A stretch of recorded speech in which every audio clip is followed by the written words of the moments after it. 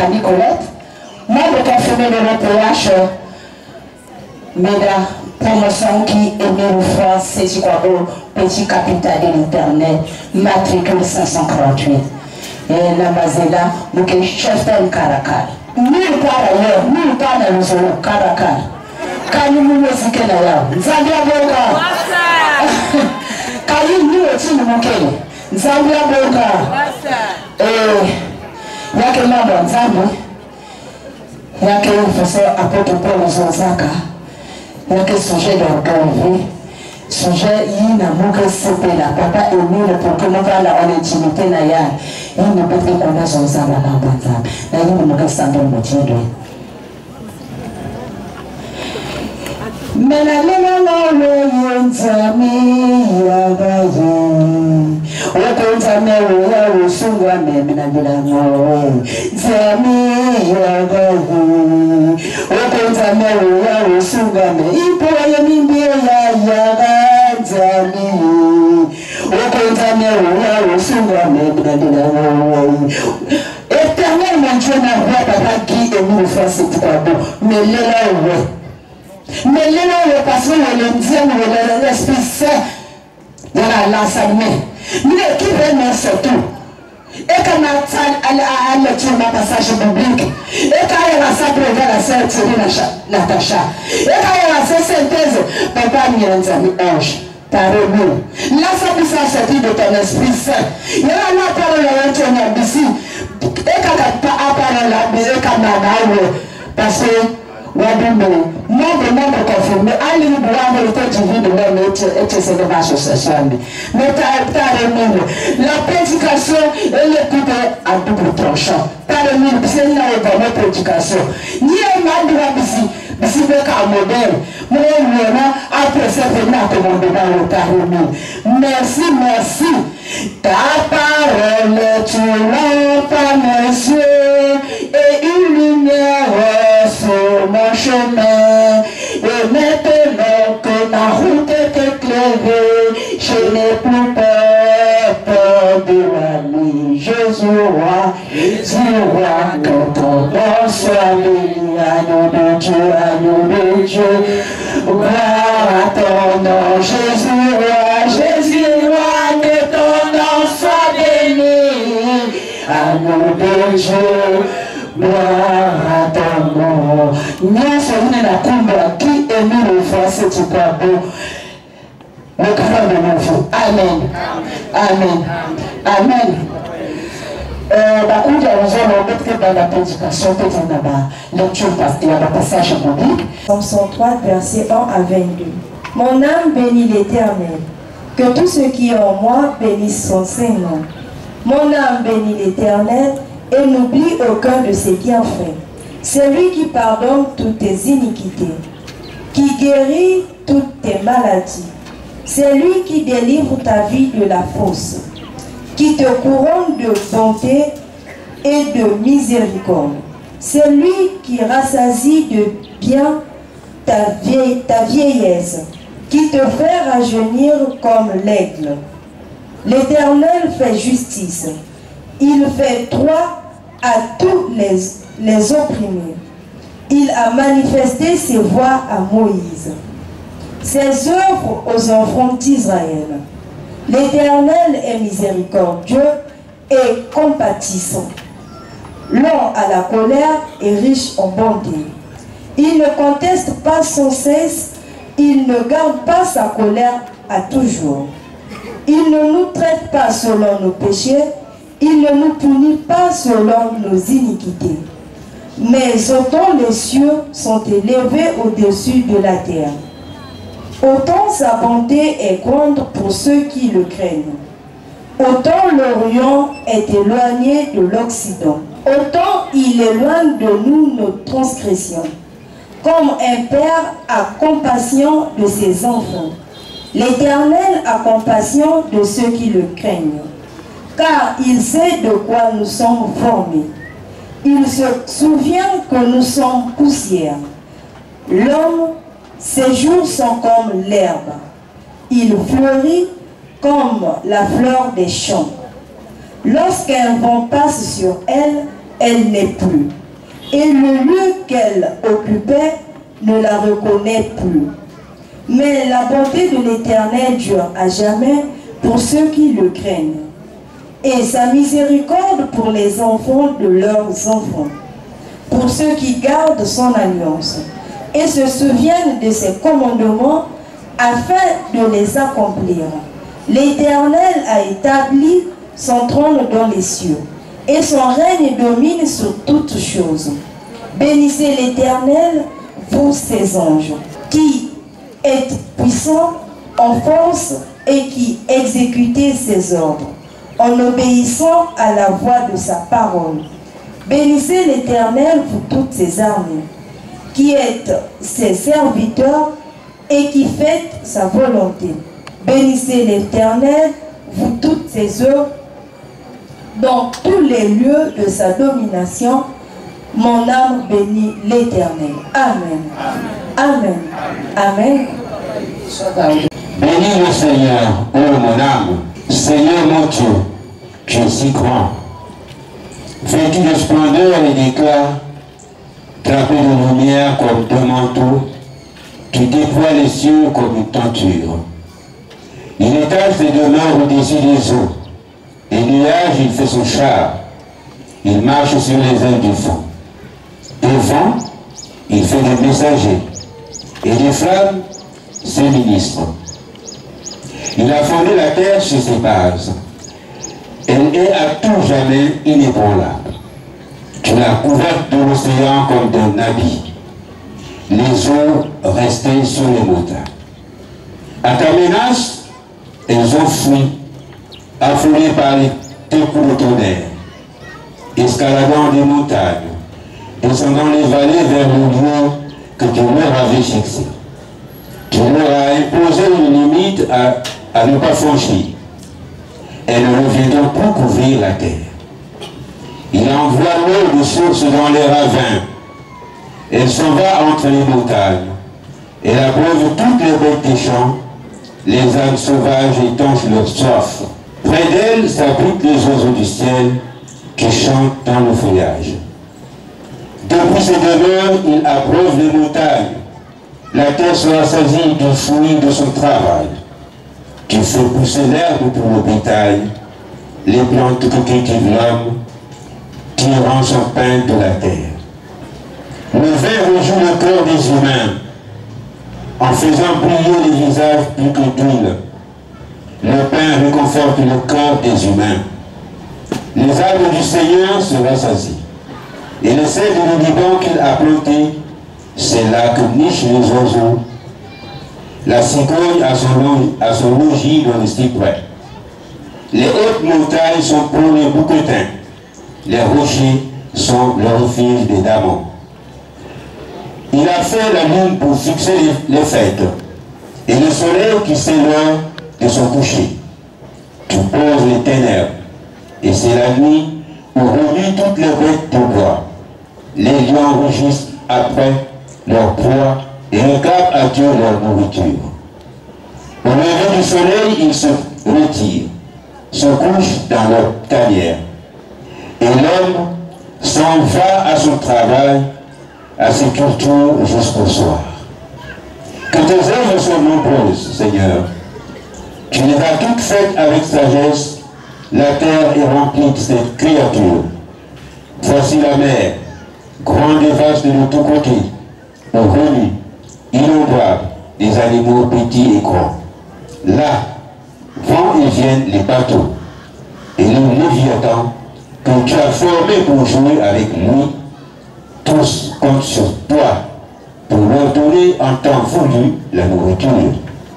Tu donnes, ils ramassent. Tu ouvres la main, ils se rassasient. Tu caches ta face, ils sont épouvantés. Tu leur reprends le souffle, ils expirent et retournent à leur poussière. Tu envoies ton souffle, ils sont créés, et tu renouvelles la surface du sol. Que la gloire du Seigneur dure toujours. Que le Seigneur se réjouisse de ses œuvres. Il regarde la terre et elle tremble. Il touche les montagnes et elles fument. Toute ma vie, je chanterai le Seigneur. Le reste de mes jours, je jouirai pour mon Dieu. Que mon bonhomme lui soit agréable et que le Seigneur fasse ma joie. Que les pécheurs disparaissent de la terre et que les infidèles n'existent plus. Bénis le Seigneur, ô mon âme. Alléluia. Amen. Amen. Amen. Amen. Psaume 150, versets 1 à 6. Alléluia. Louez Dieu dans son sanctuaire. Louez-le dans la forteresse de son firmament. Louez-le pour ses prouesses. Louez-le pour tant de grandeur. Louez-le avec sonnerie de corps. Louez-le avec harpe et cithare. Louez-le avec tambour et danse. Louez-le avec cordes et flûtes. Louez-le avec des cymbales sonores. Louez-le avec les cymbales de l'ovation. Que tous ceux qui respirent louent le Seigneur. Alléluia. Amen. Amen. Amen. Amen. Passage biblique. Nzamba bonga. Avant que beto son sa mambo ya nzambi muzo la ke beto nyoso beto banda on the vein. Nzamba bonga. Beto tout ondele ta muzo la chorale bien tapé.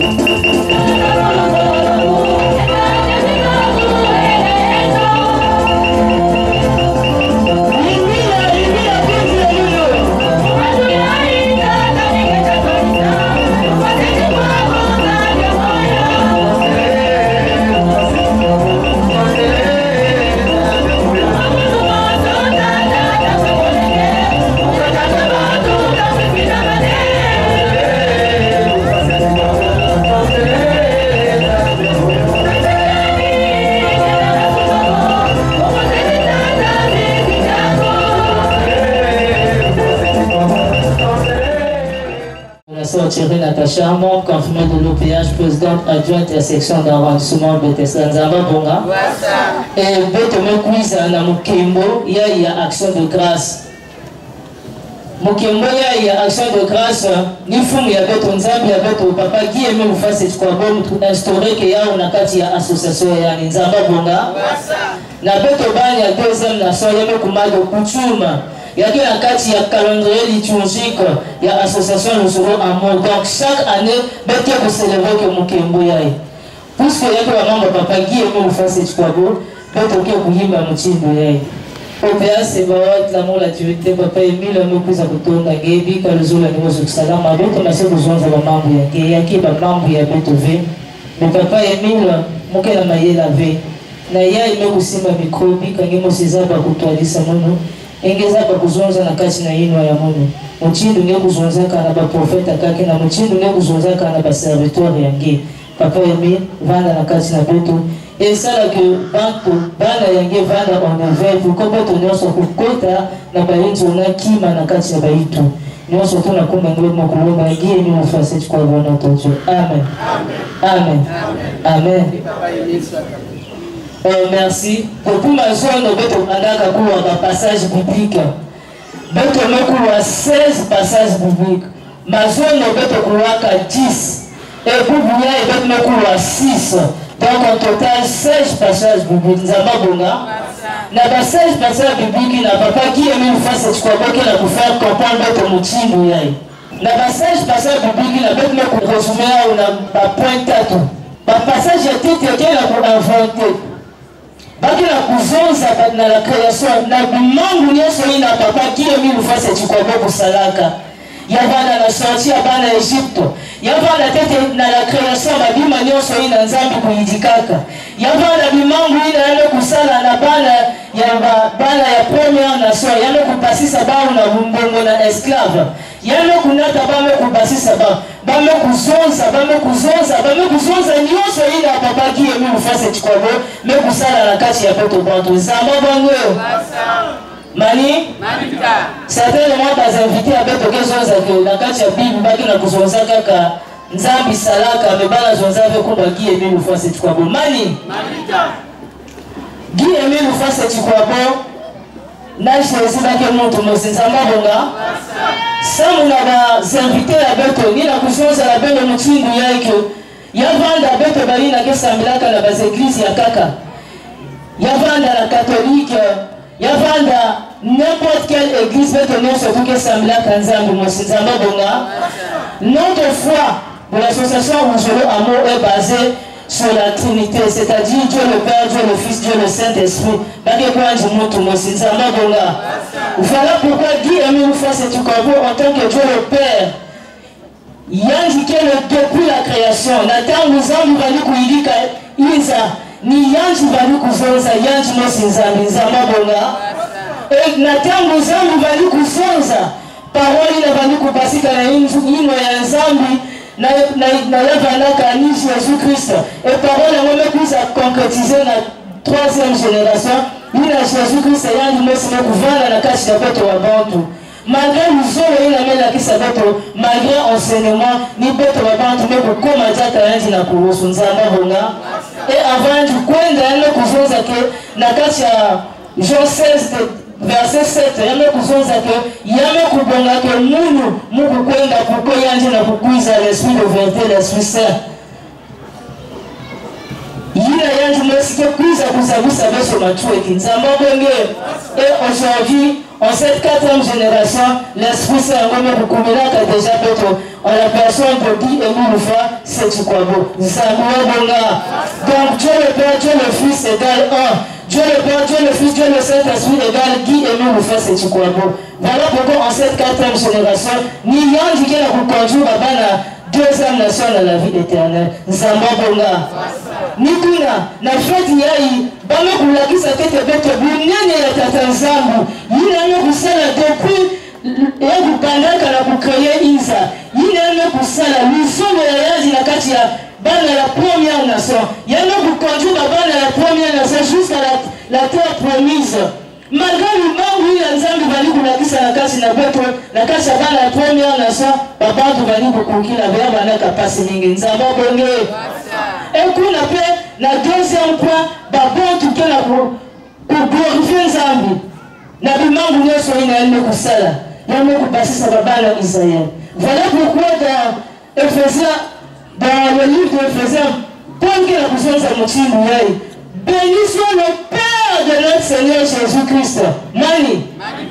Ma soeur ne peut tenir ce couloir comme un passage biblique. Paul a Ephésiens qui a qui a coupé Nzambi parce que à travers Jésus-Christ ça peut me kuza kuzaba Nzamba bonga natangu papa beto ali kusambia kwa Nzamba pungu baba twali zonaka ko Nzambi kele mupepe Nzamba bonga Nzambi kele bela nzutu yali kele mupepe Nzamba bonge. Voilà pourquoi il y a kuza kupaka nzutu pour la première fois l'opération kukuma na toto à travers Jésus-Christ il y a kuza kupaka nzutu. Est-ce que votre abandon vous pouvez la yanzi? Parce que vous avez un zoutou, Nzamba bonga. Mais du moins, c'est que nous sommes créés à l'image de qui? Il y a que pas si. Alors, Paul qui a poussé ça, na kati ya Ephésiens, beto kupeni Nzambi, beto kupeni tete la beto, parce que lui à travers yanzi, beto mekuma va héritage, Nzamba bonge. À travers yanzi, beto mekuma recevoir le sceau. Mani, nous na appuyer verset na beke pesa inwa na le fort pour que ça va vous tanguer la beto ya na kati ya Ephésiens 1 verset 13 au verset 14. Ephésiens 1 verset 13 au verset 14 pour le Guy Aimé Moufa.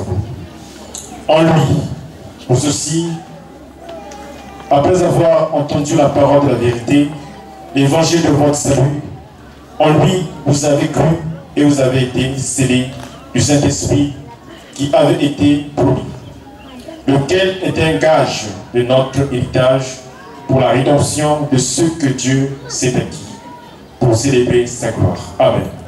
Amen. Amen.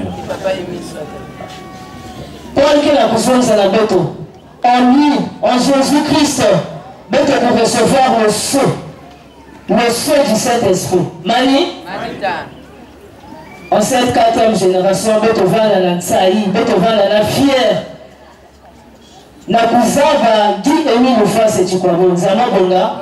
Bête non surtout na bambonzu la bête bête na sceau du Saint-Esprit.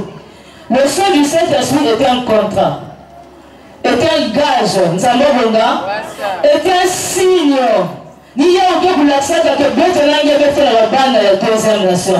Voilà pourquoi le papa lui dit ça. Si Beto Foumou la quoi il veut le mettre sur la bouteille, il a qu'un moutaka, n'a pas le mapécon qui va dans la zone. Zama Bangé. Beto Langue surtout il a cela à l'instant papa Guy et nous fait cette fois. Nous avons ce cela. Zama Bonga. Il y a que la baïne qui a ma boum de kaka qui n'a sonina. Zama Bangé. Les enfants de la deuxième nation. Zama Bonga.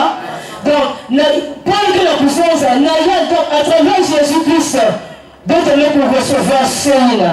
Zama Bongo. Maintenant, en cette 4e génération, nous avons une grande promesse. Mani. Promesse, on me pousse à vous. Se réaliser, parce que la puissance avec Esaïe 60. Le fait beaucoup. Esaïe 60, 1 à 4. Disons le Dieu pour lève-toi. Sois éclairé, car ta lumière arrive, et la gloire de l'Éternel se lève sur toi. Voici, les ténèbres couvrent la terre, et l'obscurité les peuples. Mais sur toi l'Éternel se lève, sur toi sa gloire apparaît. Les nations marchent à ta lumière, et les rois à la clarté de tes rayons. Porte tes yeux alentour et regarde. Tous ils s'assemblent, ils viennent vers toi. Tes fils arrivent de loin, et tes filles sont portées, sous les bras. Amen. Amen. Amen. La Esaïe 60 va que la puissance à la méthodique. Lève-toi, sois éclairé. Mani. Ils annoncent même beaucoup de la carte à ténèbres. Mani. Et bien, la puissance à l'engagement, parce que toi, tu es conduit par la lumière qui est Dieu lui-même. Mani. Mani. D'être là, papa qui a mis une fois cette croix pour finir ça, tu as déjà lumière. Quand tu vois dans la Bible, on a écrit, le titre c'est la gloire de Sion dans le royaume. Mani. Esaïe 60 qui la puissance à l'outil. Beto Langue Beto Telama, Beto que vous vendez déjà avec la carte à ténèbres, mais plutôt Beto vendre la carte à lumière, parce que Dieu lui-même est lumière. Papa et lui ont fait déjà la lumière, vrai ou faux? Il y a une alliance à papa et lui, ils ont ça, car il y a pour concrétiser, il y a été la commune dans Esaïe 60, Bako qu'on avait tout pour son sac à yam, et il y a une masse pour concrétiser la 4e génération de Dieu le Père. Zamboua Boye. Il y a la puissance à Beto Langue Beto Telama, Beto Katuka. Parce que le monde est envahi les ténèbres, vrai ou faux? Est-ce que la fille va mettre la fille verte? Mani? Moi, tous les jours, avant la boucle de la guissade, si nous prenons la guissade, c'est bien. Si nous prenons la guissade, nous sommes l'après-midi. En tout cas, le matin, qui m'a mis la tête? Nous allons suivre les informations. France 24, nous avons Bonga. Parfois, nous allons crier même la soeur de taxi. France 24, la chambre avec le coup, on a détaillé qui est la moutade. Mani, le monde de Dieu bouge. C'est vrai que la ténèbre nous envahir ici. Et il y a quelqu'un qui a bénéficié, qui sème la lumière, il y a Beto Langue. Sème la lumière, il y a papa Dieu et nous le fait cette fois. Regardez vous-même. Bible, la pandémie qui a poussé la rage. Mais actuellement en Afrique, le résultat est en Beto qui est levé. Il n'a pas venu pour finir là, qui est levé. Ça y est, ça y est. Beto Langue veut savoir pourquoi la carte Afrique, Beto Langue maladie n'a pas pour répondre votre vrai ou faux. Beto la chrétien faut le dire. Parce que Beto Langue nous sommes fiers de ça. Beto qui n'a pas la lumière. Nous avons Esaïe 60 ça. Beto Langue Beto Telama. Beto vendre pour éclairer. Si nous avons Beto sur la couvande, Beto la carte obscurité, la carte qui tombe. Ni le comportement de la société devant la carte qui tombe. Mais sinon, que ma coco est déjà dans Esaïe 60. Ni rien qui n'a pas réalisé en cette 4e génération. Ça va bon là. Papa et lui, ils sont déjà nous surtout. Et il y a massé pour se réaliser. Il y a une couffine la lumière. Ni lumière qui est la salade à ce que le monde entier. Il y a une valeur qui est ici à Kubumbana. Il y a Kubasika. Ça va bon là. Bamambu ile bali kusalamaka ya tama na isi ya vitombo na kupuvana Biblia yetu na beno na soko basika parce que lumière kumunaka beto depuis le 20 mai 1992.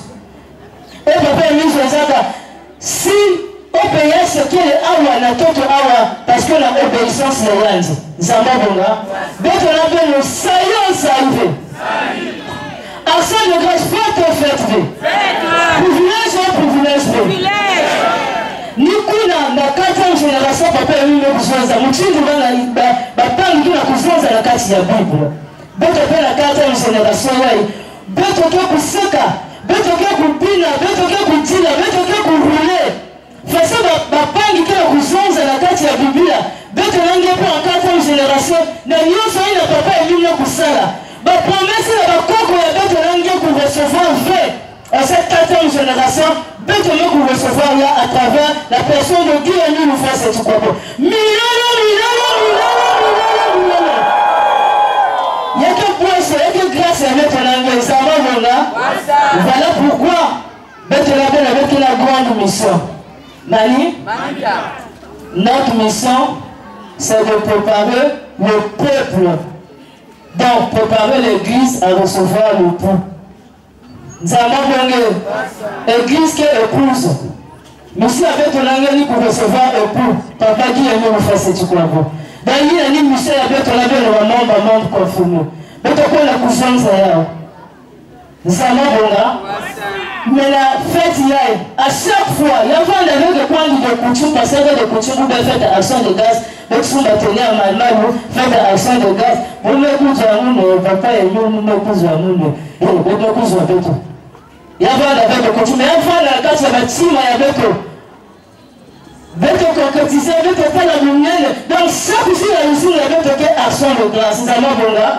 Parce que papa dit que c'est là tous les jours la musique la beto. C'est vraiment bon là. Faites la action de grâce. Il y a une prise à confutur là du matin. Beto pas la carte la Bible, parce que même kusoza. Zambi kusala kana pas la première nation. Zambi qui la kusala pas la bana ya deuxième nation. Zamba bon là. Et nous c'est là il y a zali kusoza il y a que se concrétiser. Papa il nous zoza ka ben le mec m'a bien que butala. Baïza nyonso ke kuiza kufuluka na Afrika ke kuiza na Congo nzamba bonga bele tala faso baïza moko mingana e nyonso na kia kusonika awa na kati ya Esaïe 60 babato ke kuiza na baporo ya beno bake kuiza ku accoster bala baka ba richesse beto bakondaka na yao mayake bana mama bake kuiza kufutula yao nzamba bonge nzamba bonga beto na bela na fête action de grâce nzambi ke kuvuna kave papa yemi ke kuvuna kave beto te kuvuna ke nzambi ya moyo nzamba bonga yanki na kati na beto 24 sur 24 nzamba bonge le droit d'impunité ça veut dire awa moke na zonza yanke na surmoni na mfuti kuna yanke kuna na majingu kuna na nanga kuna na luango yanke kuna nzamba bonge yanke na kati na beto yanki la beto kembela yanki façon abana bako kuzozaka na tango yangu salaka na ponya na so bete bete kuborifia bete kuyimbira bete kupinina yanji na deux sam na soye na ba privilège yo soina ba meka tuka na kusabisa bete malimali nzamba bonge kuzi ya mono action de grâce fête au fait ve mabine ve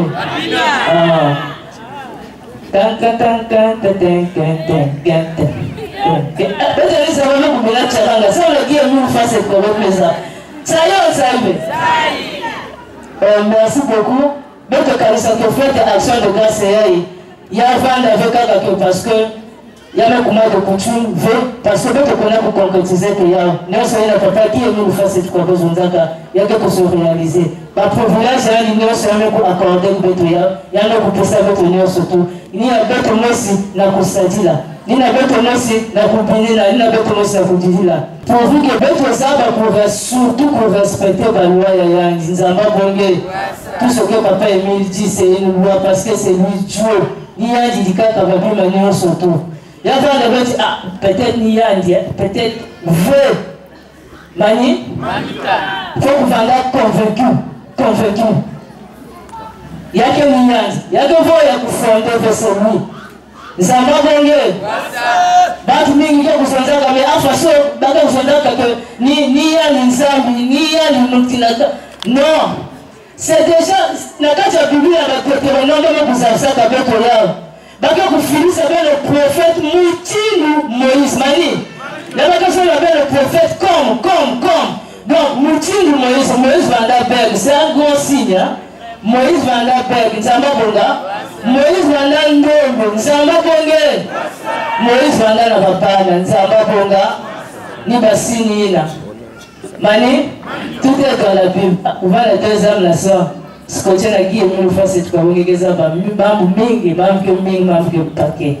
Binga leo sasa tunakuzungumza salama mtungu na kumbe na nusu dasuri vyote gie ndio nafasi tukabona toje. Amen. Amen. Amen. Célébrons avec joie la fête d'action de grâce dans le